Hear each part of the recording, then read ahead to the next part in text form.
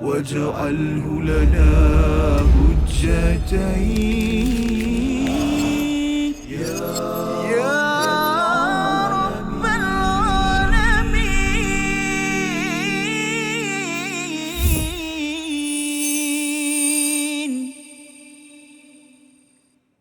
أعوذ بالله من الشيطان الرجيم. بسم الله الرحمن الرحيم. ختم الله على قلوبهم وعلى سمعهم وعلى أبصارهم غشاوة ولهم عذاب عظيم.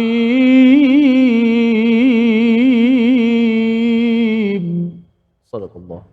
Assalamualaikum warahmatullahi wabarakatuh. Alhamdulillah wassalatu wassalamu ala Rasulillah wa ala alihi wa man wala syada la ilaha illallah syada Muhammadan abduhu wa rasuluhu. Allahumma salli ala sayidina Muhammad wa ala alihi wa sahbihi ajma'in. Amma ba'd. Apa khabar tuan-tuan dan puan yang dirahmati Allah sekalian? Kita bertemu dalam My Quran Time pada sesi ulang kaji pada hari ini untuk sama-sama kita melihat kepada halaman yang ketiga dan halaman yang keempat, beberapa ayat daripada surah Al-Baqarah sebagai panduan kita bersama.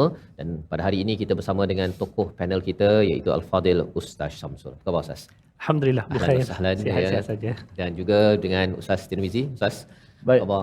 Alhamdulillah, Safa. Hari ini sama-sama tetamu insya-Allah.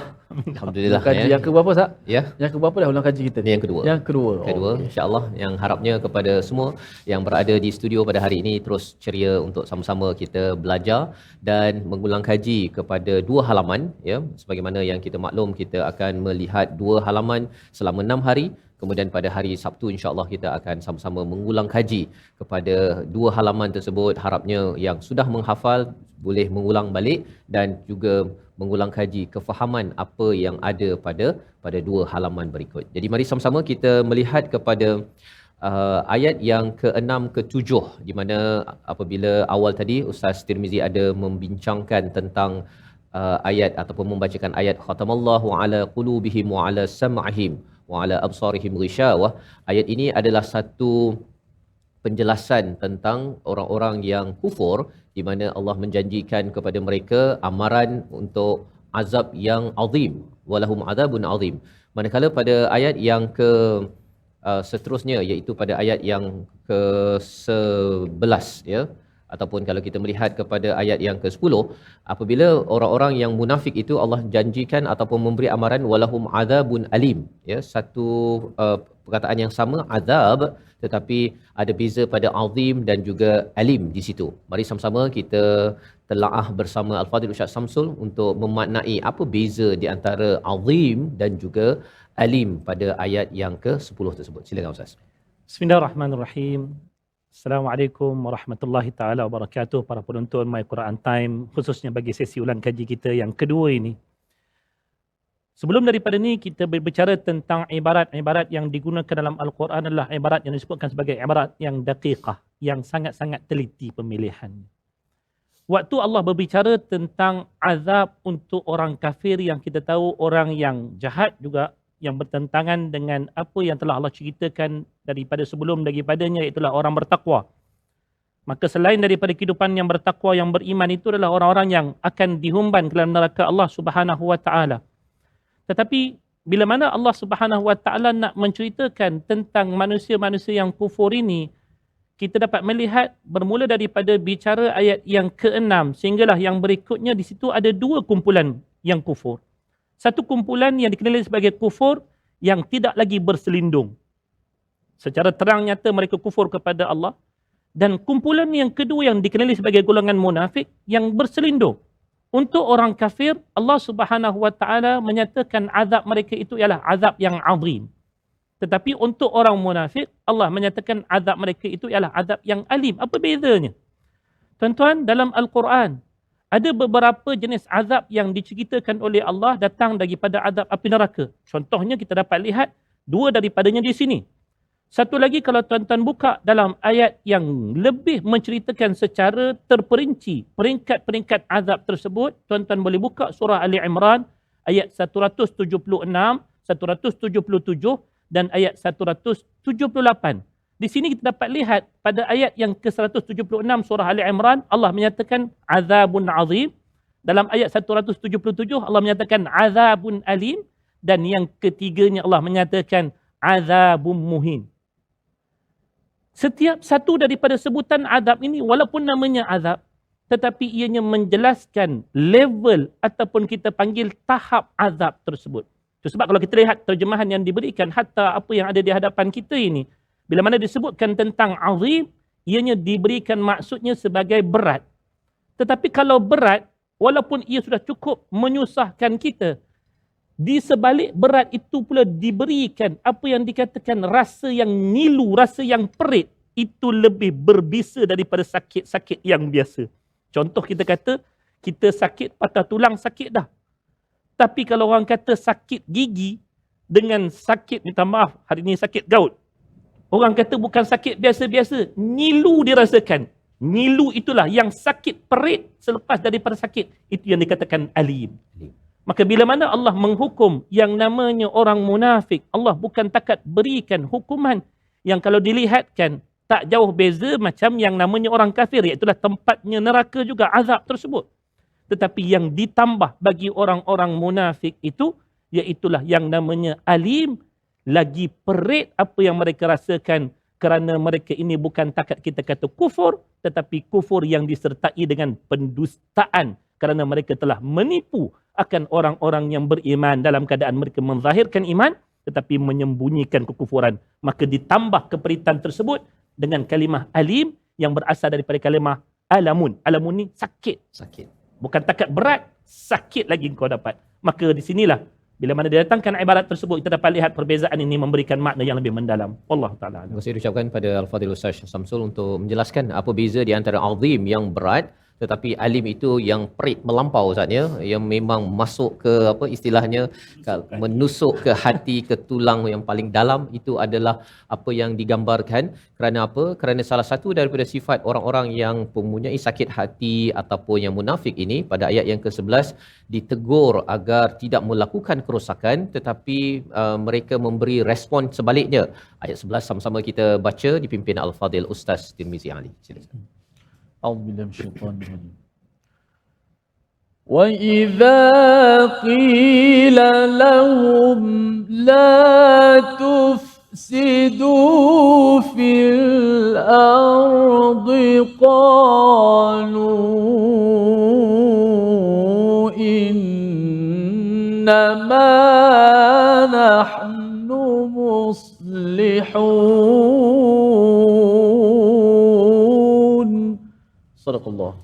Dan apabila dikatakan kepada mereka janganlah membuat kerosakan di bumi, mereka menjawab sesungguhnya kami adalah orang yang melakukan kebaikan. Bagaimana kita nak memastikan Ustaz ya bahawa kita bukanlah orang yang begini? Kadang-kadang kita memang dah buat baik pun kan, dan bila orang cakap jangan buat rosak, kita pula kata tak ada, kami memang buat kebaikan pun. Apa beza perkataan kita yang sebenar-benarnya dengan apa yang diistilahkan dalam ayat 11 ini? Silakan. Inilah Allah Subhanahu Wa Taala nak menunjukkan kemuliaan kebaikan iman. Di mana kebaikan dan kemuliaan iman ini bukan sekadar kita kata kita membetulkan kepercayaan kita, tetapi dengan iman itu kita membetulkan pertimbangan dan penilaian hidup kita. Sebab kalau tanpa iman inilah yang akhirnya manusia akan melakukan pertimbangan bukan atas apa yang ditentukan oleh Allah Subhanahu Wa Taala. Kalau kita nak mengikut kepada neraca yang disebutkan sebagai neraca moral, setengah-setengah benda yang dipandang baik oleh manusia tetapi Allah menyatakan sebaliknya, maka bagi orang beriman, biarlah seluruh manusia menyatakan ianya baik, tetapi kalau Allah menyatakan ia buruk, maka ia tetap buruk. Malang bagi orang munafik, asas pertimbangan dia, asas kepercayaannya bukan pada persoalan iman yang mesti kita kata bila sebutkan iman, tunduk, patuh dengan segala apa yang dibawa datang oleh Allah tanpa soal jawab.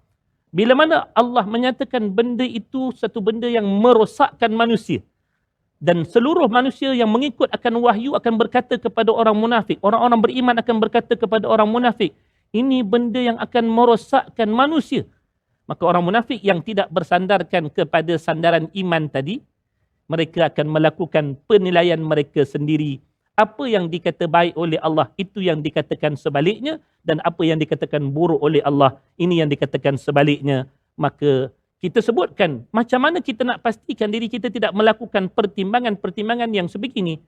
Mulakan apa sahaja neraca penilaian kita, pertimbangannya adalah adakah Allah suka akannya ataupun Allah tak suka dengannya. Dalam erti kata yang lain, adakah ianya adalah merupakan tuntutan iman ataupun ianya tuntutan yang sebalik daripada iman. Manusia yang meluruskan apa saja pertimbangannya dengan pertimbangan keimanan, insya-Allah dia takkan tersilap dalam membuat penilaian biidznillah taala. Itu adalah bagaimana untuk kita memastikan penilaian kita adalah atas neraca iman Ustaz ya, iaitu sudah pastinya daripada hidayah daripada Al-Quran ini sendiri, daripada sunnah Nabi, bukannya hanya mengikut kepada hawa nafsu ataupun penilaian personal yang ini bagus, yang ini tak bagus, kerana ianya kalau sekarang ini di FIFA baru ni ya, LGBT itu cuba nak diangkat kan ya, satu pasukan siap tutup mulut lagi kan, tetapi rupa-rupanya bagi orang yang ada iman ya, memperjuangkan iman sampai di peringkat negara, kata no,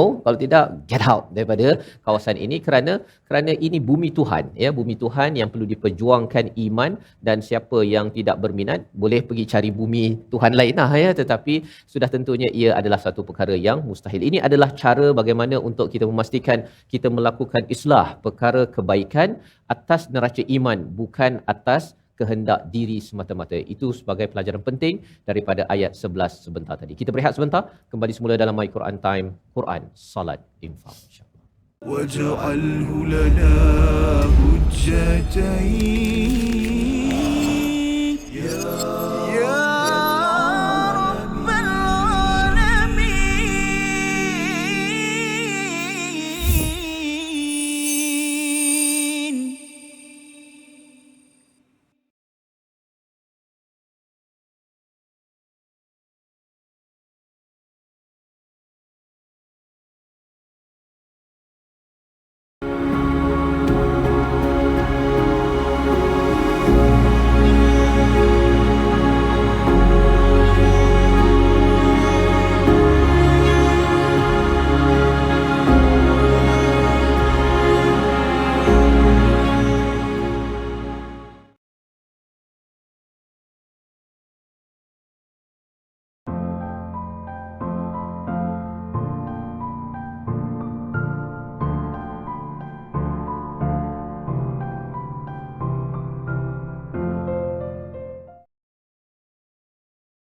واجعله لنا حجتين يا رب العالمين.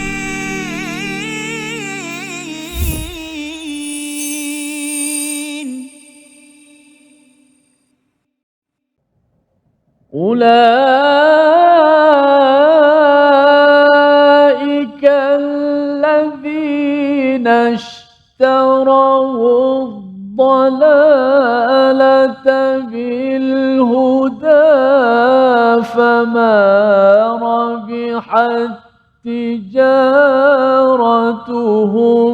وما كانوا مهتدين. Sadaqallah. Kembali kita dalam My Quran Time untuk sama-sama kita mengulang kaji halaman yang ketiga dan halaman yang keempat pada hari ini daripada surah Al-Baqarah. Dan sebentar tadi dalam ayat yang ke-16 Allah berfirman, mereka itulah yang membeli kesesatan dengan petunjuk. Perniagaan mereka itu tidak menguntungkan dan mereka tidak mendapat petunjuk. Mari sama-sama kita melihat kepada apakah relevannya, kepentingan apabila Allah menggunakan perkataan tijarah di dalam ayat 16 ini. Selepas Allah membawakan kepada kita tentang ciri mereka yang mempunyai penyakit hati bersama Al-Fadhil Ustaz Syamsul. Tuan-tuan juga perempuan yang dirahmati Allah, pada penyebutan ataupun sebutan kalimah tijarah dalam ayat yang ke-16 ini, menurut pandangan bahasanya, antara yang kita rujuk iaitulah kitab At-Tahrir wa Tanwir karangan Syekh Ibnu Ashur. Beliau menyatakan kalimah tijarah ini sebenarnya adalah merupakan ungkapan yang datang dalam bentuk bahasanya kita kata kiasan, majaz, mursal. Kenapa begitu? Sebab Apa yang cuba disampaikan ialah maksud di sebalik kiasan tersebut. Apa yang dilakukan oleh orang munafik pada waktu ini, iaitulah menukar sesuatu dengan sesuatu yang lain. Yang disebutkan di sini iaitulah menukar antara petunjuk yang telah Tuhan berikan peluang kepada mereka untuk mendapatkannya dengan adanya Nabi, adanya Al-Quran di hadapan mereka, dengan sesuatu yang sebenarnya mereka itu sebenarnya sangat-sangat menyukai ataupun cenderung kepadanya. Maka disebutkan tentang perniagaan jual beli ini, dia ada dua matlamat yang utama yang disebutkan. Apa dua matlamat yang utama? Satu yang dikatakan tujuannya adalah untuk menukarkan sesuatu. Tetapi yang kedua ni, yang lebih tepat penggunaannya untuk ayat ini, iaitulah mendapatkan sesuatu yang diingini. Sebab, kalau nak dikatakan penjualan itu adalah pada maksud menukar akan sesuatu, kata Ibnu Ashur, sebenarnya orang munafik tidak pernah ada apa-apa pada sisi mereka. Iaitulah mereka tak pernah dimasuki dengan petunjuk daripada Allah Subhanahu Wa Taala. Cuma disebabkan kekufuran yang sedia ada dalam diri mereka, mereka nak mendapatkan tambahan bagi kegairahan untuk kekufuran tersebut. Maka mereka mengikuti jalan kesesatan yang di hadapan mereka dan mereka tak pernah menukarkan apa-apa di sana. Melainkan tijarah di sini iaitulah kehendak mereka untuk mendapatkan sesuatu yang memenuhi hasrat hawa nafsu mereka, iaitulah bertentang dengan kehendak iman. Maka di sinilah Allah Subhanahu Wa Taala membahasakan tijarah ini bukan pada maksud untuk menukar sesuatu, tetapi pada tujuan kedua, jual beli, iaitulah mendapatkan keinginan bagi hati. Kadang-kadang contoh kita kata, dalam sistem penjualan lama, kita ada dua pilihan. Satu, kita boleh barter trade, tukar satu dengan satu, ataupun kita pakai satu benda yang lain, sedangkan kita tak minta apa yang di sisi dia, kita beli daripada sisi dia. Maka bentuk yang kedua inilah yang kata Ibnu Ashur lebih sesuai untuk menjelaskan maksud tijarah, walaupun kita faham tijarah itu ada jual beli. Dua pihak bertukar benda. Tapi di sini disebabkan oleh keburukan kemunafikan tersebut, dia hanya mengambil apa yang dikehendakinya tanpa memulangkan yang sepatut dikeluarkan daripada diri dia, kekufuran. Kena keluarkan sepatutnya. Tapi yang kita lihat dalam ayat yang ke-10 lagi, bahawasanya yang mereka nak tambahkan itu ialah sakit yang sedia ada dalam diri mereka. Bukannya menukarkan sakit itu menjadi sihat. Wallahu ta'ala alam. Terima kasih diucapkan kepada Al-Fadhil Ustaz Samsul untuk menjelaskan ya bagaimana di hujung ayat 16 itu wa makanu muhtadin, bukan yang mereka harapkan itu adalah sesuatu yang untung ya, dan untung itu dikaitkan dengan dipimpin, diberi hidayah oleh Allah SWT, tetapi mereka menukarkan dengan sesuatu yang lebih busuk, yang lebih tak untung ya. Jadi ini adalah satu kurang bijak sebenarnya ya, yang perlu kita jauhi. Dan sebenarnya bila bercakap tentang orang-orang munafik ini, zaman dahulu kita tahu ada nama seperti Abdullah bin Ubay bin Salul ya, ada pelbagai nama-nama yang ada. Cuma kalau di peringkat Uhud itu 300 orang balik kan. Zaman sekarang Ustaz, ini tambahan sikit lah kan, tambahan sikit. Zaman sekarang ni macam mana kita, adakah ayat-ayat ini kita untuk diri kita tengok ya, tapi macam mana pula cara menyikapi kepada masyarakat kalau ada perkara-perkara ini? Adakah kita boleh label dia ataupun macam mana Nabi berinteraksi dengan golongan-golongan begini? Silakan. Kalau kita lihat bagaimana satu ketika dalam hayat Nabi sendiri, Nabi sendiri tidak pernah melabelkan secara individu. Tak pernah. Tetapi apa yang Nabi datangkan ialah petunjuk-petunjuk. Maksudnya kalau kita lihat dalam hadis-hadis Nabi, contohnya Nabi katakan apa dia? Ayatul munafiq salatah. Ya. Cerminan tersebut bukan untuk orang lain. Tetapi cerminan itu adalah untuk diri sendiri. Diri sendiri. Daripada kita melabelkan orang lain, adalah lebih baik kita melihat kepada diri kita. Dan perkara ini disembunyikan oleh Nabi SAW dan hanya dikhabarkan kepada seorang sahabat sahaja. Walaupun kita dapat lihat pada ketika itu ada hukum yang berkait dengan orang munafik, iaitulah Nabi dilarang daripada menyembahyangkan mereka untuk diri Nabi SAW. Wala tusalli ala ahadin minhum mata abadan wala taqum ala qabri. Hukum itu hanya untuk Nabi SAW dan untuk para sahabat lain dibenarkan untuk mereka menyembahyangkan tersebut. Maka kalau kita sebutkan tentang munafik ini, ianya adalah cerminan untuk diri, bukan untuk pelabelan kepada sesiapa. Walaupun begitu, tetap sahaja sikap kita terhadap mereka kena ada dipanggil kewaspadaan. terhadap pengkhianatan yang mungkin berlaku, terhadap kita panggil ketidakjujuran yang mungkin akan berlaku, walaupun cerminan asal untuk diri kita, tetapi kesedaran ataupun kita panggil penjagaan diri kita, kesiapsiagaan diri kita daripada ancaman-ancaman yang mungkin akan datang daripada pihak ini sentiasa kena ada. Tapi untuk nak cop individu, tidak begitu. Tak boleh. Ya. Wallahu Jadi itu adalah antara sunnah Nabi yang perlu kita fahami. Ustaz, ya, pasal bila kita baca ayat-ayat ini, dia mudah aja. Ya, saya ada bercakap dengan seorang yang dia kata bahawa ini ada kaitan dengan ada satu kumpulan, ya, dia berjumpa dengan kumpulan yang lain untuk dia cakap tentang orang Islam, ya, tetapi dia kata pada ayat yang 14 itu wa idza khalau ila syayatinihim, rupanya orang yang tak segeng dengan dia itu adalah syayatinihim, dan label-label itu adalah label-label yang tidak pun bertepatan dengan sunnah Nabi sallallahu alaihi wasallam untuk sama-sama kita waspadai. Kita baca adalah untuk melihat diri kita sendiri, kita boleh berwaspada dengan orang lain, tetapi bukanlah orang lain tu 100% munafik yang kita boleh pastikan, kerana mungkin juga dia sudah berubah, ada pada zaman Nabi yang dia sudah bertaubat dan kembali kepada jalan hidayah yang benar. Jadi itu pelajaran daripada ayat yang ke-16 sebentar tadi. Kita ada 13 ayat berkaitan dengan ciri-ciri munafik yang dinyatakan pada surah Al-Baqarah. Kita berehat sebentar, kembali semula selepas ini untuk sama-sama melihat perumpamaan yang Allah berikan. Ada dua perumpamaan pada ayat 17 dan pada ayat yang ke-19 disambung pada ayat 20. Mengapa ada dua perumpamaan setengah muka surat? Pada muka surat 4 itu dikhususkan kepada perumpamaan orang munafik. Kita berehat sebentar. My Quran Time, Quran, Salat, Infaq, insyaAllah. واجعله لنا حجتين يا رب العالمين.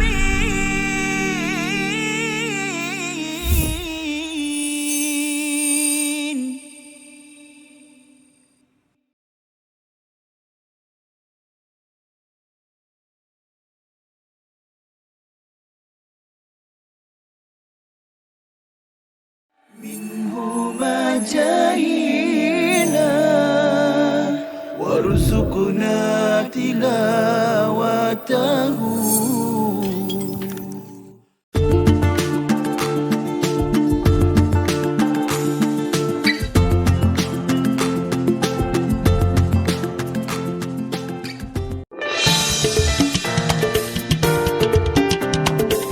واجعله لنا حجتين يا رب العالمين.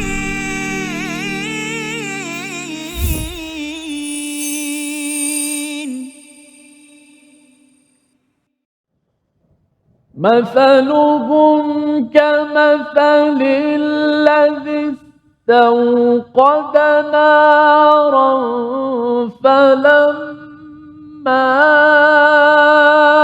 أضاءت ما حوله ذهب الله بنورهم وتركهم في ظلمات لا يبصرون.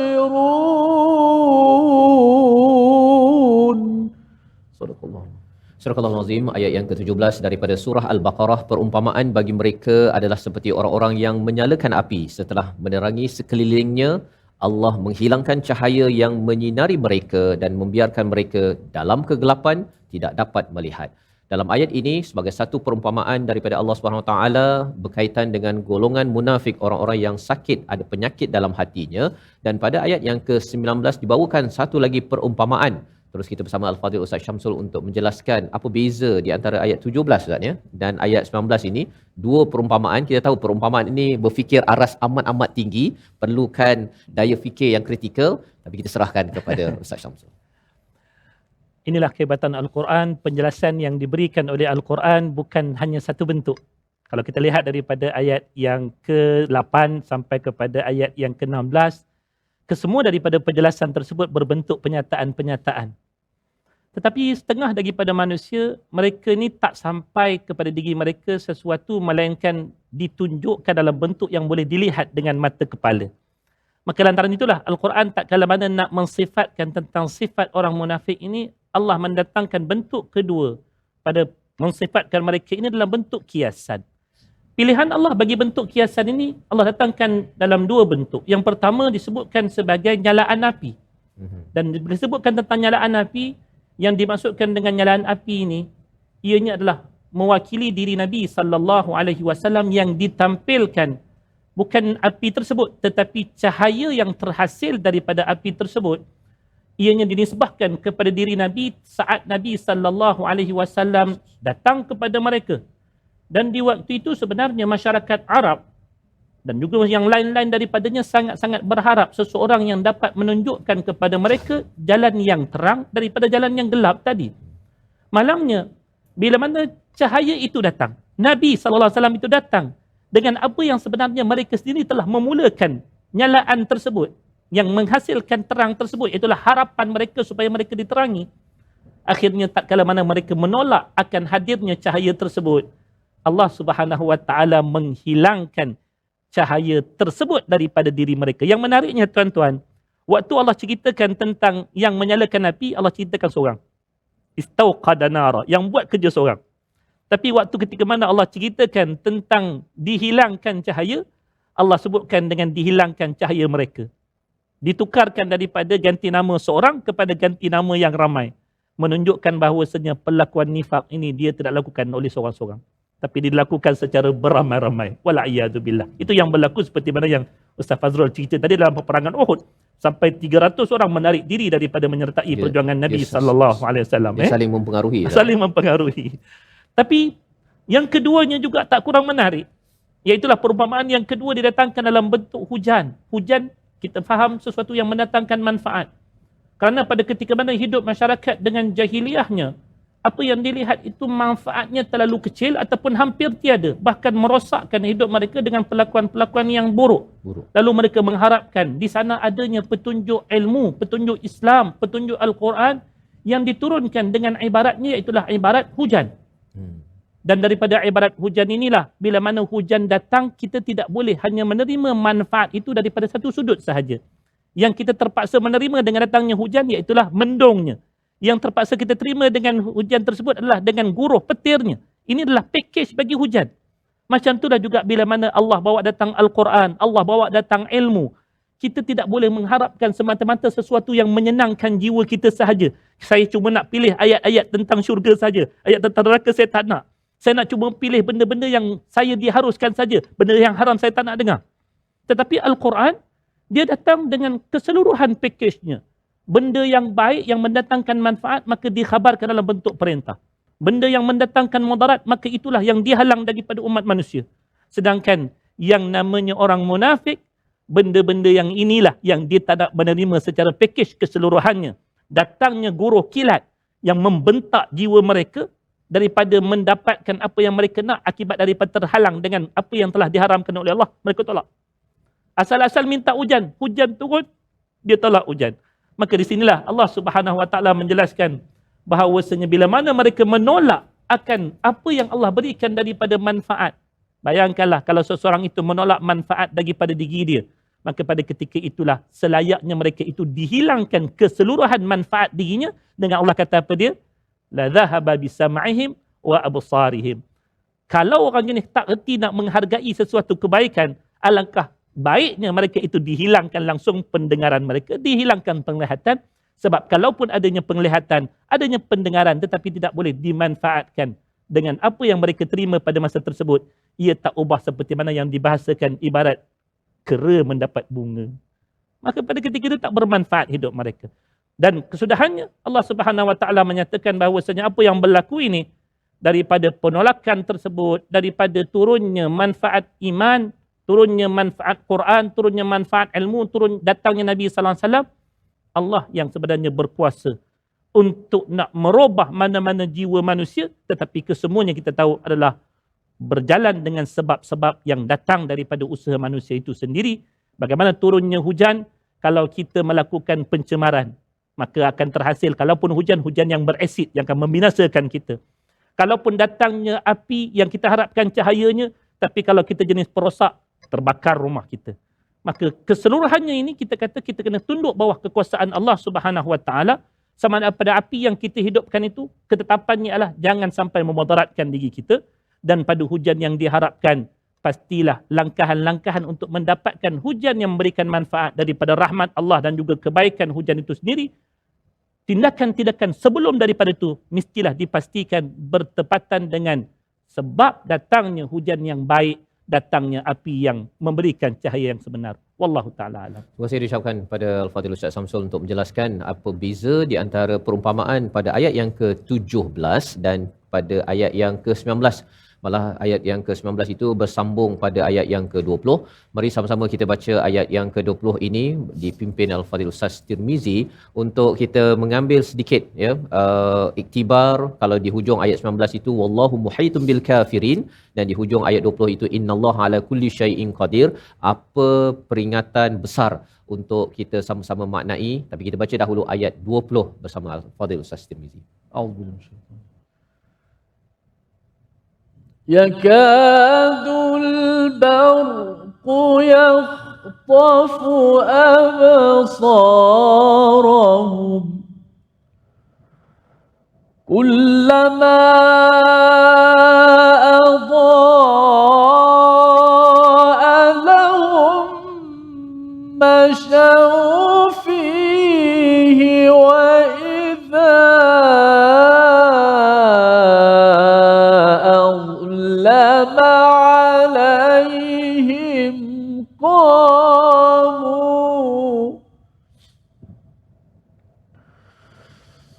ولو شاء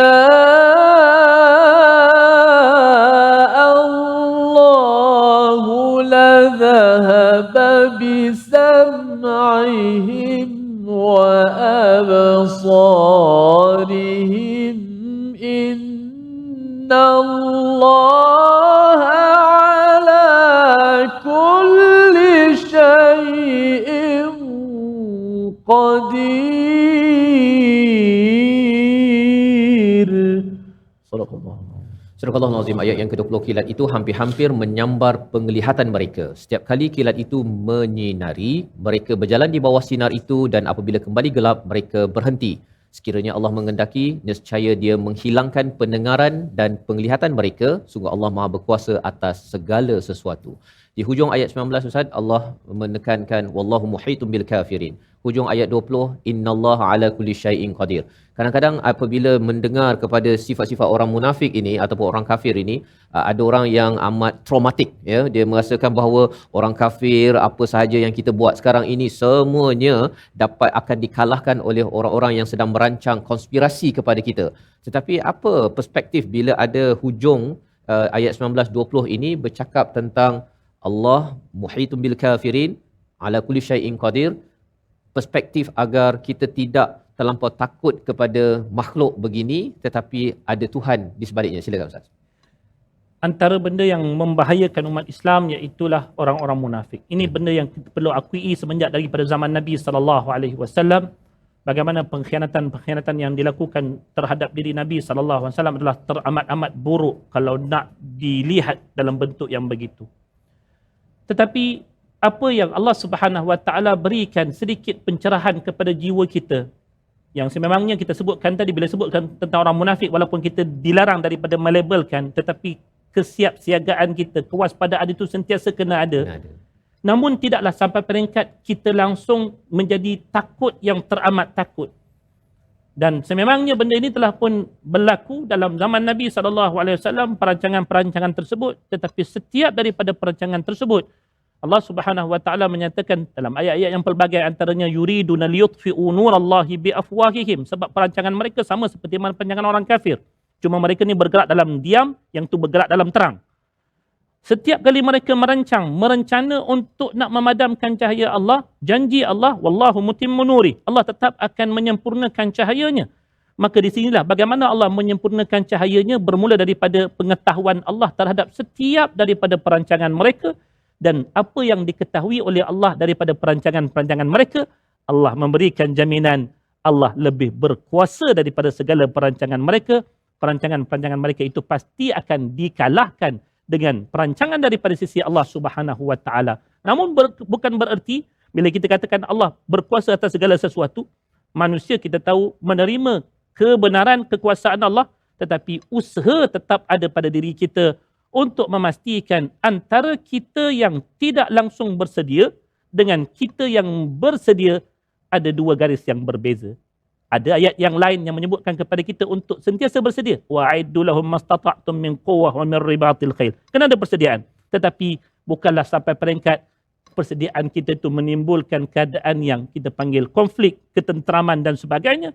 Sebaliknya bersedia, tapi dalam keadaan yang masih lagi dapat mengekalkan kestabilan, keharmonian tersebut, insya-Allah. Wallahu a'lam. Ya, jadi terima kasih diucapkan pada Al-Fadhil Ustaz Syamsul. Kita berada di tengah Ustaz ya, di antara bersiap siaga, tapi dalam masa yang sama juga kita tidaklah terlampau takut sangat. Di antara tengah itulah cara bagaimana kita berinteraksi dengan pelbagai kumpulan manusia yang kufur ataupun yang mempunyai komplot munafik di dalam menghancurkan kepada umat Islam. Yang kita harapkan kita terjauh daripada sifat ini. Kita kembali semula My Quran Time, Quran Salat Infak, insya-Allah.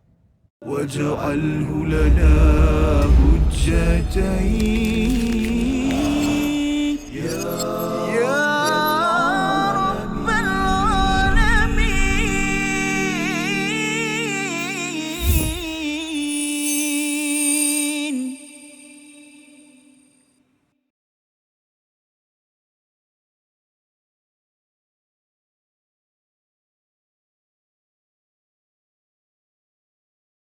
واجعله لنا حجتين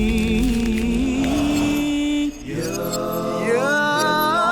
رب العالمين.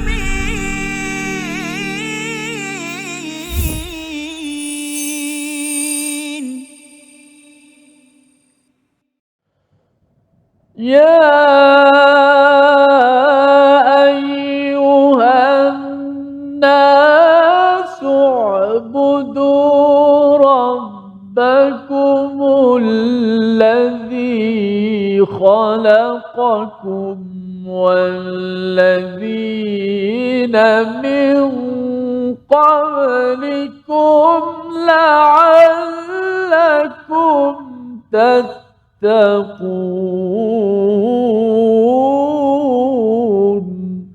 صدق الله. Surah Al-Azim ayat yang ke-21 daripada surah Al-Baqarah. Wahai manusia, sembahlah Tuhanmu yang telah menciptakan kamu dan orang-orang yang sebelum kamu agar kamu bertakwa. Dalam ayat yang ke-21 ini, kesimpulan ataupun ayat yang hadir selepas 20 ayat di dalam surah Al-Baqarah bercerita tentang 3 kategori manusia. Mereka yang bertakwa, mereka yang kufur dan mereka yang munafik yang mempunyai penyakit di dalam hati mereka. Ayat 21. Apakah kepentingannya, apakah mesej penting untuk sama-sama kita maknai? Kita mendengar daripada Ustaz Syamsul. Tuan-tuan juga puan-puan yang dirahmati Allah, inilah merupakan ayat yang pertama yang terkandung di sana seruan. Ini ayat pertama dalam turutan ayat-ayat Al-Quran bermula daripada surah Al-Fatihah, ayat yang mengandungi seruan dan juga suruhan. Perintah pertama yang terkandung dalam turutan ayat-ayat Al-Quran inilah perintah yang pertamanya. Yang menariknya bila mana ianya menggunakan lafaz ya ayuhan nas. Sedangkan antara norma biasa surah-surah Madaniyah ianya menggunakan seruan ya ayyuhalladzina amanu. Maka kalau kita lihat antara manfaat yang kita perolehi daripada penggunaan ya ayyuhan nas pada ayat-ayat Madaniyah selepas daripada penceritaan jenis-jenis manusia yang ada. Di sana ada manusia yang bertakwa, di sana ada manusia yang kafir dan di sana ada manusia yang kufur. Maka kalau kita lihat apa yang disebutkan antaranya, disebutkan kelebihannya, iaitulah untuk menunjukkan tentang rahmat Allah Subhanahu wa taala. Walaupun Allah mengetahui tentang setiap daripada manusia, ada yang manusia yang beriman dan bertakwa, adanya manusia yang kafir dan adanya manusia munafik. Tetapi seruan Allah Subhanahu wa taala untuk manusia itu kembali kepada Allah Subhanahu wa taala dengan meninggalkan segala bentuk kekufuran dan juga kemunafikan yang telah mereka lakukan, tetap diserukan untuk sekalian manusia, bukan hanya untuk orang beriman. Sedangkan kita tahu yang hanya menyembah Allah hanyalah orang beriman. Yang hanya mentaati Allah hanyalah orang beriman. Tetapi kehendak Allah itu bila mana Allah tujukan dengan ya ayuhan nas, wahai sekalian manusia, tetap di sana adanya harapan, agar seluruh jenis manusia tanpa mengira siapakah mereka di waktu itu, sama ada mereka pada ketika itu sedia beriman dan bertakwa, ataupun mereka itu masih lagi dalam kekufuran, ataupun mereka itu masih lagi dalam kemunafikan, untuk kembali menyembah Tuhan yang esa, mengikhlaskan sembahan hanya untuk Dia, kerana inilah kehendak Allah yang sebenar. Dan Allah juga ingin menjelaskan bahawasanya Dia sama sekali tidak meredai apa yang selain daripada mengadakan sembahan selain daripadanya. Dan inilah yang akhirnya menjadi intipati dakwah bagi Nabi SAW, bahawasanya seruan ajaran Nabi, apa yang Nabi SAW dakwahkan kepada masyarakatnya tidak hanya tertumpu kepada umat Islam semata-mata, tetapi dakwah itu menjadi dakwah yang menyeluruh kepada semua, syumul untuk semua. Tak kiralah sama ada pada ketika itu awak menjadi musuh bagi Nabi, sama ada awak menjadi kawan, ataupun sekurang-kurangnya awak menjadi sekutu, kesemua daripada ketika itu sama-sama diajak untuk menyeru atau diseru menyembah akan Allah, kerana inilah merupakan dakwah para anbiya. Walaqad ba'athna fi kulli ummatir rasula an ya'budullaha wajtanibut taghut. Lantaran itulah pada ayat ni Allah memulakan dengan ya ayyuhan nas. Kenapa tak dimulakan dengan ya ayyuhallazi seperti mana kebanyakan ayat-ayat dalam ayat-ayat madaniyah kan? Maka manfaatnya ialah supaya kita juga faham bahawa suruhan dakwah ini jangan letakkan terlebih dahulu pelebelan-pelebelan yang awal, kafir ke, munafik ke, beriman ke, tak. Tapi kita sampai apa yang dihasratkan oleh Al-Quran untuk sampai kepada seluruh jiwa masyarakat. Mudah-mudahan dengan petunjuk Al-Quran itulah, kalau yang sudah beriman, bertakwa, maka bertambah ketakwaan dan keimanannya. Kalau mereka itu sedang kufur, maka mereka akan memilih jalan Al-Quran. Kalau mereka itu dalam kalangan orang munafik, mereka kembali bertaubat dan mengikuti ajaran Al-Quran, insyaAllah. Wallahu ta'ala alam. Masya Allah, itu adalah pelajaran yang besar daripada ayat yang ke-21 sebentar tadi Ustaz ya. Maksudnya bila Allah menyeru wahai manusia, ia sebagai satu tanda kasih sayang daripada Allah, dan itu jugalah semangat yang perlu ada dalam diri kita ya, walaupun mungkin ada macam-macam jenis orang Ustaz ya di sekeliling kita, tetapi kita perlu melangkau daripada segala sifat-sifat mereka itu, kerana mereka adalah manusia yang perlu diseru kepada pengabdian kepada Allah Subhanahu Wa Taala. Dan kalau katakan Ustaz beritahu tadi ya, kalau mereka dah baik makin baik, kalau yang tak baik pun dia rasa ada orang panggil dengan kasih sayang berbanding dengan marah-marah, ataupun tidak mengendahkan ataupun terus memusuhi, tidak mengajak mereka kepada mengabdikan diri kepada Allah Subhanahu Wa Taala. Ini yang kita tengok kalau baru ni di FIFA Ustaz ya. Saya banyak kali cakap pasal FIFA ni kan, pasal dia sebagai satu contoh kan. Bagaimana bila ada orang macam-macam yang masuk ke Qatar, tetapi peluang untuk menyampaikan seruan mengabdikan diri kepada Allah Subhanahu Wa Taala. Jadi ayat yang terakhir yang kita nak baca sekali lagi, ayat yang ke-23 sebagai satu renungan akhir sebelum kita melabuhkan tirai bersama Ustaz Tirmizi. Baik. Auzubillahi minasyaitanir. Wa in kuntum fi raibin mimma nazzalna ala abdina fa'tu bi suratin min mithlihi فأتوا بسورة من مثله وادعوا شهداءكم من دون الله إن كنتم صادقين. Sadaqallah. Dan jika kamu meragui Al-Quran yang kami turunkan kepada hamba kami iaitu Muhammad, maka buatlah satu surah yang sama dengannya dan ajaklah penolong-penolongmu selain Allah jika kamu orang-orang yang benar.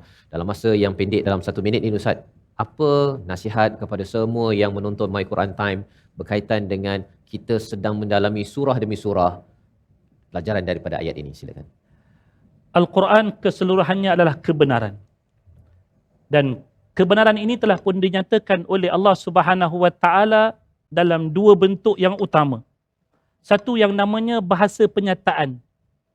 semua dijelaskan oleh Allah Subhanahu Wa Taala sama ada menerusi penyataan yang biasa ataupun penyataan dalam bentuk perbandingan. Tetapi hebatnya kebenaran Al-Quran ini, iaitulah diterangkan kebenaran itu dalam bahasa kedua yang lebih ampuh, iaitulah menyediakan ruangan bagi siapa yang cuba untuk kontra dengannya, menyahut akan cabarannya untuk membuktikan di sebalik apa yang disangkakan tidak benar tadi, sila datangkan keterangan kamu. Kalau mana-mana kebenaran yang di dunia ini boleh didatangkan dalam dua bentuk ini, maka kebenaran itu adalah sesuatu kebenaran yang dikatakan sebagai absolute truth. Satu kebenaran yang mutlak yang takkan boleh lagi disangkal. Mana-mana kebenaran yang boleh disangkal, maka dia takkan dapat kebenaran mutlak. Tetapi berbeza dengan Al-Quran, bila mana dia telah menyatakan segala kebenarannya, dia bersedia untuk menyahut cabaran bagi sesiapa yang cuba untuk mempersoalkan kebenarannya. Inilah Al-Quran yang sedang berada di hadapan kita, yang tidak dimiliki oleh mana-mana buku yang selain daripadanya. Wallahu ta'ala alam. Saya ucapkan pada Ustaz Samsul yang memberi semangat kepada kita, ya, semangat izzah apabila kita selalu bersama Al-Quran. Ianya adalah satu kebenaran mutlak, ya, sehingga kan walaupun kita adalah kelemahan memahaminya, masih bertatih-tatih pada halaman yang keempat ini, tetapi kita doakan agar kita mempunyai semangat izzah menghabiskannya, terus mengamalkannya. Moga-moga Allah pimpin kita sampai ke akhirat di syurga Allah Subhanahu Wa Taala. Di akhir ini kita berdoa bersama Al-Fadil Ustaz Syamsul. Silakan Ustaz. Bismillahirrahmanirrahim. Alhamdulillahi Rabbil Alamin. Wassalatu wassalamu ala sayyidil mursalin. Nabiyina Muhammad wa ala alihi wa sahbihi ajma'in. Allahumma rahamna bil Qur'an waj'alhu lana imaman wa nuran wa hudan wa rahmah. Allahumma dhakkirna minhu ma nussina wa'allimna minhu ma jahilna warzuqna tilawatahu ana al-layli wa atrafan nahar waj'alhu lana hujjatan ya rabbal alamin. Rabbana atina fid dunya hasanah wa fil akhirati hasanatan wa qina adzaban nar. Wa sallallahu ala nabiyyina Muhammad wa ala alihi wa sahbihi wa sallam. Walhamdulillahi rabbil alamin. Amin amin ya rabbal alamin. Moga-moga Allah mengabulkan doa kita sebentar tadi untuk terus kita menjadi orang-orang yang dipimpin dengan Al-Quran, dan terus saya menyeru pada tuan-tuan untuk bersama dalam tabung gerakan Al-Quran sebagai satu platform kita menghubungi nombor yang tertera. Sama ada tuan-tuan ingin menyumbang ataupun menyumbang idea ataupun jaringan bagaimana kita boleh mempelbagaikan, memajukan lagi penyampaian Al-Quran dan terus disebarkan ke seluruh alam, ya, pelbagai pelosok dengan idea pelbagai, kerana kita yakin bahawa surah ataupun Al-Quran ini adalah satu kebenaran mutlak yang perlu diperjuangkan dan kita perlu berbangga terus ianya dimartabatkan di mana jua. Kita bertemu lagi dalam episod akan datang. Saya ucapkan terima kasih kepada Al-Fadhil Ustaz Samsul bersama pada hari ini. Terima kasih banyak Ustaz, ya. Kita bertemu harapnya lagi. Amin. Dan kita bertemu pada episod baru untuk melihat pada halaman nombor 5 bagaimana janji Allah kepada mereka yang beriman, bukan sekadar beriman tetapi praktikal, beramal soleh untuk menuju Allah Subhanahu Wa Taala. My Quran Time, Quran, Salat, Infaq, insya-Allah. آناء الليل وأطراف النهار واجعله لنا هجتين يا رب العالمين.